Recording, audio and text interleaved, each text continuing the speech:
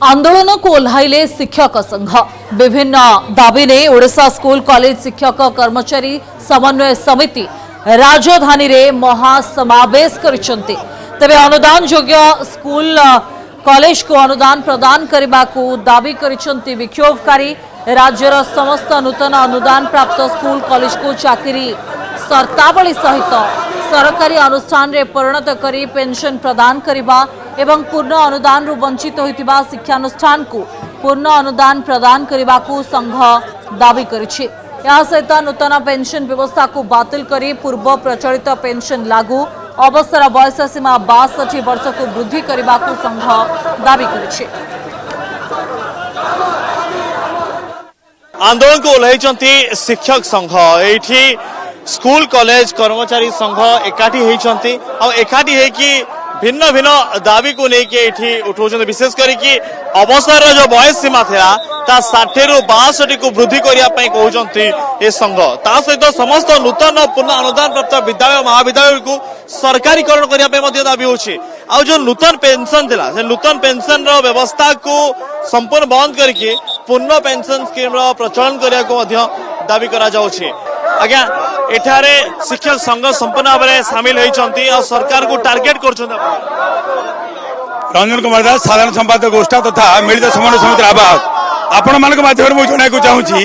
आपण देखुए प्रचंड रौद्र तापर ओडिशार हजार हजार शिक्षक शिक्षयित्री स्कूल कॉलेज कर्मचारी समन्वय समिति आह्वान में आज ये समवेत होती एवं सरकार निकट में दाबी करमाध्यम मुई कथा जनाक चाहूँगी और जनसाधारण जनाक चाहूँगी ए जनमंगल राष्ट्र में सरकार 10 मास अनेक सुविधा करनेक वर्ग लोक विचार कर बुझुंट किंतु आम 2टी रैली करूँ एवं सरकार प्रतिश्रुति देते पालन कर प्रतिश्रुति पालन करना जो कथा कहते आम शिक्षक मान अनुदान दबू एवं आज पर्यटन अनुदान मिलला ना 2013 अनुदान आईन 194 स्कूल वंचित होती 31 41 28 एमई स्कूल एवं 41 मद्रासा संस्कृत टोल एवं वंचित अच्छा से अनुदान प्रस्तुत कर जो मैंने अवसर नहीं 5000 पाखापाखि शिक्षक शिक्षयित्री से अवसर सुविधा पाइले ना पेंशन पाइले ना चाकरी पाइले एवं आगामी दिन जो अवसर ने एक प्रिंसिपल कर कोर्ट निर्देश कार्यकारी कर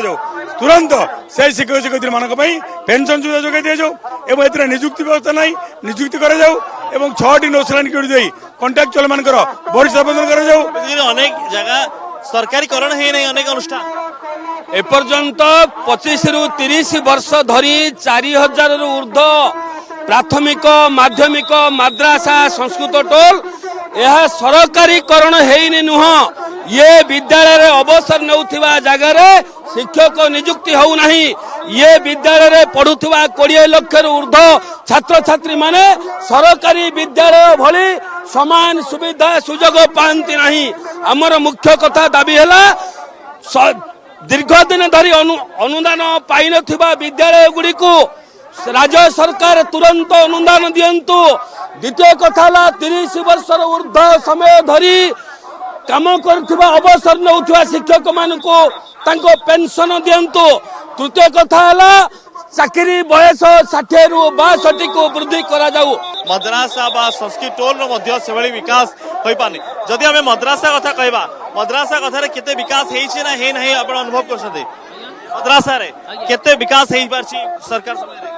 हां बहुत किछि हेइ छै किछि रहि जाय छै। कोन दाबी करछते दाबी हमर जहां सरकारी न हेइ छै ताकू सरकारी करा जाऊ जो पोस्ट खाली अछि ताकू पूर्ण करा जाऊ और पेंशन शर्तावली बाकी सब जे डिमांड्स ताकू दिया जाऊ। अनेक दाबी नहीं कि आसते किसी तो पूरण होता पूर्व सरकार समय 39 दिन आम धारणा बसलु किंतु सरकार आमर कौन कथा शुणी नथिले किंतु विरोधी दल सचेतक थिबा माननीय मुख्यमंत्री मोहन सार बारंबार आम पाखक धर्मघट को आसीथिले आमको प्रतिश्रुति देइथिले जदि आम बीजेपी सरकार आसीबो आउ शिक्षक माने राजरास्ता को आसीबे नहीं।